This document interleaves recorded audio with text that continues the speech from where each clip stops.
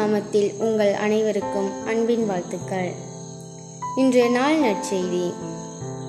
செல்வர் இறையாட்சிக்கு உட்படுவதை விட ஊசியின் காதில் ஒட்டகம் நுழைவது எளிது. மத்தேயு எழுதிய நற்செய்தியிலிருந்து வாசகம்.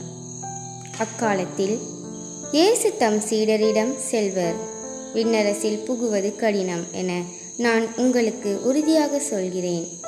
மீண்டும் உங்களுக்கு கூறுகிறேன், செல்வர் இறையாட்சிக்கு உட்படுவதை விட ஊசியின் காதில் ஒட்டகம் நுழைவது எளிது என்றார். சீடர்கள் இதை கேட்டு, அப்படியானால் யார் தம் மீட்பு பெற முடியும் என்று கூறி மிகவும் வியப்படைந்தார்கள். இயேசு அவர்களை கூர்ந்து நோக்கி, மனிதரால் இது இயலாது, ஆனால் கடவுளால் எல்லாம் இயலும் என்றார். அதன் பின்பு பேதுரு இயேசுவை பார்த்து, நாங்கள் எல்லாவற்றையும் விட்டுவிட்டு உம்மை பின்பற்றியவர்களாயிற்றே, எங்களுக்கு என்ன கிடைக்கும் என்று கேட்டார். அதற்கு இயேசு, புது படைப்பின் நாளில் மானிட மகன் தமது மாட்சிமிகு அரியணையில் வீற்றிருப்பார்.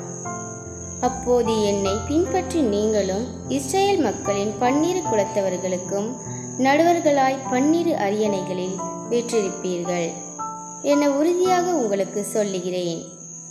மேலும் என் பெயரில் பொருட்டு வீடுகளையோ சகோதரர்களையோ சகோதரிகளையோ தந்தையையோ தாயையோ பிள்ளைகளையோ நிலப்புலன்களையோ விட்டுவிட்ட எவரும் 100 மடங்காக பெறுவர், நிலைவாழ்வையும் உரிமை பேராக அடைவர்.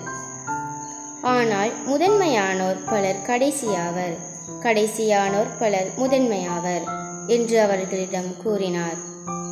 இது ஆண்டவர் வழங்கும் அருள்வாக்கு. கிறிஸ்துவே உமக்கு புகழ்.